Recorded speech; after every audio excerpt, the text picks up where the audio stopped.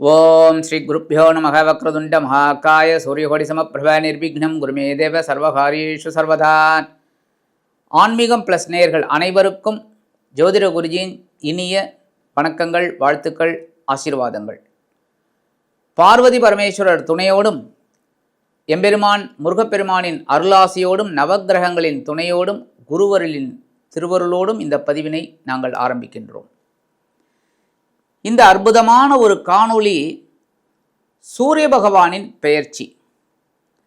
ஆக்சுவலாக சூரிய பகவானுக்கெல்லாம் பெயர்ச்சியே கிடையாது, எந்த கிரகத்துக்குமே பெயர்ச்சி கிடையாது. அங்கங்கே இருந்து தான் இது பண்ணிட்டு இருக்கு. சூரியனை சுற்றி தான் மற்ற கிரகங்கள் சுற்றின்னு இருக்கு. ஆனால் நம்ம பூலோகத்தில் இருக்கிறதுனால சூரிய பகவான் ஒவ்வொரு ராசிக்கும் அந்தந்த டிகிரிக்கு அப்படியே வராரு அப்படின்னு சொல்லி சூரிய பெயர்ச்சின்னு நம்ம கொண்டு வரோம். இந்த பதிவெல்லாம் உங்களுக்கு ஏன் போடுறோம் அப்படின்னா, இந்த காலகட்டங்களில் நம்ம எந்த நேரத்தில் எச்சரிக்கையாக இருக்கணும், எந்த நேரத்தில் எந்த விஷயங்களை செய்யணும், வெற்றி கிடைக்கும் அப்படிங்கிறதுக்காக தான். அந்த வகையில் இந்த சூரிய பகவான் இதுவரைக்கும் பார்த்திங்கன்னா அவங்களுக்கு மகர ராசியில் அற்புதமாக உத்தராயண புண்ணிய காலத்தில் ஆரம்பித்து இருந்தார். இப்போ இந்த பித்ருக்காரகன் பிதாமகன் சூரிய பகவான் 13/2/2026 முதல் 14/3/2026 வரைக்கும் கும்ப ராசியில், அதுவும் சனீஸ்வர பகவானோட வீட்டில் ராகுவுடன் இணைந்து குருவின் திருவருளை பெற்று, அதாவது 9ஆம் பார்வையை பெற்று சஞ்சாரம் பண்ணுறார். அந்த வகையில் இந்த சூரிய பகவான் 13/2/2026 முதல் 18/2/2026 வரைக்கும் செவ்வாய் பகவானின் அவிட்டம் நட்சத்திர காலில் ட்ராவல் பண்ணுறார். அதுக்கப்புறம் 19/2/2026 முதல் 3/3/2026 வரைக்கும் ராகுவின் சதயம் நட்சத்திரத்தில் ட்ராவல் பண்ணுறார். அதற்கு அடுத்தபடியாக 4/3/2026 முதல் 14/3/2026 வரைக்கும் அற்புதமான குரு பகவானின் பூரட்டாதி நட்சத்திர காலில் ட்ராவல் பண்ணுறார். ஆனால் இந்த மாதம் முழுவதும் ராகுவுடன் இணைகிறார், குருவின் பார்வையும் பெறார். அந்த வகையில் சில ராசிகளுக்கு அற்புதமான பலன்களையும் சில ராசிகளுக்கு எச்சரிக்கையான பலன்களையும் கொடுப்பார். இந்த பதிவுக்கு போகிறதுக்கு முன்னாடி சப்ஸ்கிரைப் பண்ண அனைத்து இனிய நெஞ்சங்களுக்கும் எங்களது கோடானு கோடு நன்றிகள். எல்லாருக்குமே எங்களோட வாழ்த்துக்கள், ஆசீர்வாதங்கள். சப்ஸ்கிரைப் பண்ணிக்கலையா பண்ணிக்கங்க. இந்த பதிவை ஃபுல்லாக பாருங்கள், ஸ்கிப் பண்ணாமல். லைக் பண்ணுங்கள், கமெண்ட் பண்ணுங்கள், ஷேர் பண்ணுங்கள். அதேமாரி ஜாதகம் பார்க்கணும் அப்படின்னு வந்தீங்கன்னா கீழே நம்பர் கொடுத்துருக்காங்க, அதில் உங்களோட வாட்ஸ்அப் நம்பரில் வாங்க. இந்த கும்பராசியில் இருக்கக்கூடிய சூரிய பகவான் ராகுவுடன் இணைகிறார் அப்படின்னோடனே எல்லாருமே பிரச்சனை அதிகம் அப்படின்னு சொல்லுவாங்க. சாதாரணமாக கண்டிப்பாக சூரியனுக்கும் ராகுக்கும் ஒத்தே வராது. ஆனால் நிறைய பேர் என்ன சொல்லுவாங்க அப்படின்னா, கண்டிப்பாக இது பிரச்சனைக்குரிய ஒரு இடம், அந்த இடத்துல இருக்கும்போது பிரச்சனைகள் தான் எல்லா ராசிகளுக்குமே. சில ராசிகளுக்கு நல்லது இருந்தால் கூட நிறையா ராசிகளுக்கு கெட்டது தான் அப்படின்னு. ஆனால் இதில் ஒரே ஒரு ட்விஸ்ட் என்னென்னா, இந்த குருவோட 9ஆம் பார்வை அங்கே விழுது. எப்போவுமே குருவுக்கு பார்த்திங்கன்னா 5, 7, 9, இதில் 7ங்கிறது ஸ்ட்ரைட்டு, 5, 9 ரொம்ப விசேஷம், ஏன்னா சைடு. அப்போ இந்த 9ஆம் பார்வை அப்படிங்கும்போது அற்புதமான பலன்கள் கண்டிப்பாக கிடைக்கும் நிறைய பேருக்கு. சில ராசிகள் கொஞ்சம் எச்சரிக்கையாக இருக்கணும். அந்த வகையில் இந்த கும்பராசியில் சஞ்சரிக்கும் சூரிய பகவான் ஒவ்வொரு ராசிக்கும் என்னென்ன பலாபலன்களை கொடுக்க போகிறார் அப்படிங்கிறத பற்றி நம்ம இப்போ பார்ப்போம். இப்போ இந்த பதிவுக்கு போகலாமா? அன்பான தனுசு ராசி நேயர்களே, இந்த அருமையான காணொலியில் நம்ம பார்க்க போகிறது சூரிய பகவானின் அற்புதமான ஒரு பெயர்ச்சி. இந்த சூரிய பகவான் உங்களுக்கு அற்புதம், ஏன்னா பாக்யாதிபதி. உங்களுக்கு எப்போவுமே தந்தையாரோட சப்போர்ட் இருக்கும், ஆசீர்வாதம் இருக்கும். அதுதான் உங்களுக்கு பெரிய ப்ளஸ் பாயிண்ட்டு. நிறைய தனுசு ராசிக்கார அன்பர்கள் ஏகப்பட்ட கஷ்டங்களை பார்த்து வெளிவந்தவர்கள். இதில் மூலம் நட்சத்திரத்தில் பிறந்த அன்பர்கள் கொஞ்சம் கஷ்டத்தை அனுபவித்து தான் வரீங்க. பரணின்னு அது பூராட நட்சத்திரத்தில் பிறந்த அன்பர்கள் சுகத்தை அனுபவித்து, கொஞ்சம் பிரச்சனைகளை அனுபவித்து, அதன் பிறகு சுகங்களை அனுபவித்து, இப்படி உத்திராடம் ஒரு லெவலில் இருப்பீங்க. ஒரு நேரத்தில் கொஞ்சம் கஷ்டத்தை அனுபவித்தாலும் ஒரு நேரத்தில் நீங்கள் தெளிவாக இருப்பீங்க. அந்த வகையில் இந்த சூரிய பகவான் உங்களுக்கு பாக்யாதிபதி. இதுவரைக்கும் எங்கே இருந்தாலும் உங்களோட தன வாக்கு குடும்பஸ்தானம் அப்படிங்கிற 2ஆம் இடத்துல அதி அற்புதமாக அமர்ந்து உங்களது வருமானத்தை உயர்த்தி கொடுத்தார், உங்கள் வாக்கை பொன் வாக்காக மாற்றி கொடுத்தார், குடும்பத்தில் ஒரு அமைதியை கொடுத்தார், ஒரு சந்தோஷத்தை கொடுத்தார், நீங்கள் எடுக்கிற காரியங்கள் ஒரு உயர்வினை கொடுத்தது. உத்தியோகத்தில், தொழில், வியாபாரத்தில் எல்லாமே உங்களுக்கு பாசிட்டிவ் எனர்ஜியாக அமைஞ்சது. அந்த வகையில் இந்த சூரிய பகவான் இப்போ எங்கே வரப்போகிறார்? உங்களுக்கு சகாயஸ்தானம் என்கிற 3ஆம் இடம், முயற்சி ஸ்தானம். அங்கே யார் இருக்காங்க? ராகு பகவான் அங்கே உட்கார்ந்துருக்கார். அங்கே ராகு பகவான் உட்கார்ந்துட்டு இந்த சூரியனுடன் இணையிறது மத்தியமமான பலன் தான். ஏன்னா ராகுவுக்கும் சூரியனுக்கும் ஒத்து வராது.